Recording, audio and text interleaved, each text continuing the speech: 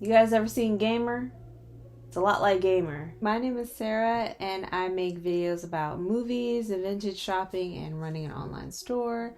Thank you all for joining me here today. So let's talk about Upgrade. This movie came out a while ago, but I recently rewatched it and I have thoughts, I have ideas, I have questions. This movie is about a man whose wife was murdered after they were in a car accident, and he was paralyzed from the neck down. He is offered the possibility of being able to walk again through an experimental surgery, and he decides to undergo it in order to begin investigating his wife's murder because the police have come up with nada.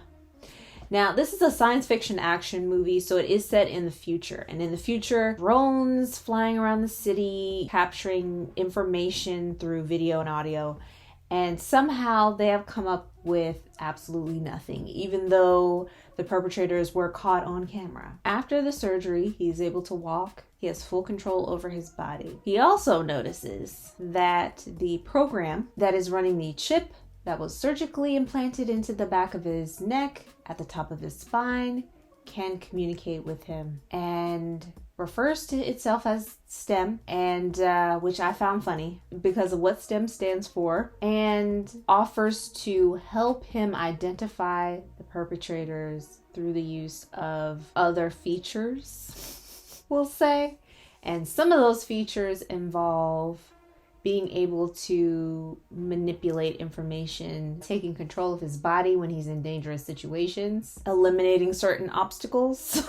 Of course, he finds out who these guys are. He starts finding the weakest links, known associates, that kind of thing. At the same time, the detective that's in charge of his case is following him because people keep showing up dead. But that doesn't make any sense because he's a quadriplegic. We don't know enough about her to know whether she has good judgment or not, or to know if she can genuinely make intuitive leaps.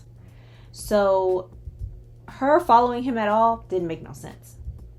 It didn't make any sense. I don't care if you see his chair in the vicinity in some surveillance footage. That doesn't make any sense. After his wife's murder, one of the first nights that he's home alone, he tries to kill himself. It does not make any sense for her to start looking at him as a suspect. So the fact that she does, and that sets her on his trail, that is inconsequential to his goal, which is to find the men who murdered his wife, and him getting more comfortable with the idea of murdering them, which we assume is his goal, is to find them, kill them, and then, I don't know, go back to his life. There are some interesting turns of events. There are some surprises. So once he finds them and he, karate chops them, it leads him back to the scientist that created the chip. Y'all remember the twist in iRobot? It's like that. Apparently, a scientist who works in a silo totally by himself because he's the smartest man on earth, with no colleagues, no friends, and no family, constantly just by himself, decides to create this chip that can integrate with any system and is running on AI. The detective bites it because of course she does, sticking her nose in where it really doesn't belong, not trying to bring justice at this point to nobody. We talking about justice. So she could have just moved that file to the end of her desk. They didn't have anybody to look at. There was no reason for her to trace back his movements so far that it connected her with the scientist, and somehow we're all here at the exact same time because an AI machine has managed to manipulate two human beings. It's completely irrational, especially for a scientist that's barely attached to planet Earth. He's way out there. I mean, emotionally, mentally, way out there. He was playing with a cloud when we first are introduced to him. Something that I like to see in science fiction movies is the tech design And in this movie specifically, there's a lot of weapons tech design. So it was kind of interesting to see all the different ways that they've integrated weapons into their bodies and how they use them. Some of these people got guns in their arms and in their hands, the palms of their hand. They have a variety of weapons. That makes it interesting and sort of makes it different because there's not a lot of character development, and the storyline has a lot of weak points in it and plot holes.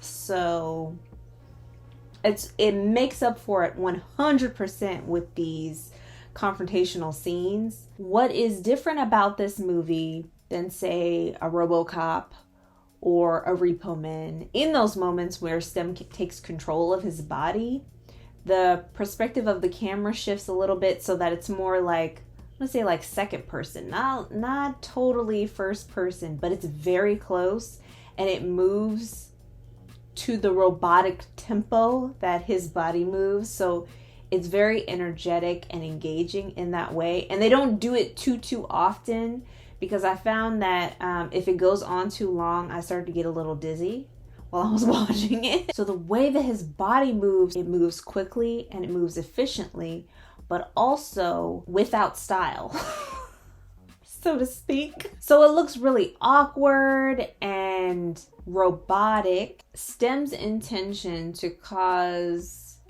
psychological damage to this man by forcing his body to commit acts of murder and torture, like Inception him, basically, like Inception him in his own mind, create an entire reality for him to live in. Didn't quite curl all the way over for me, but it was very enjoyable, very entertaining. I would give it a 3 out of 5. I would recommend it.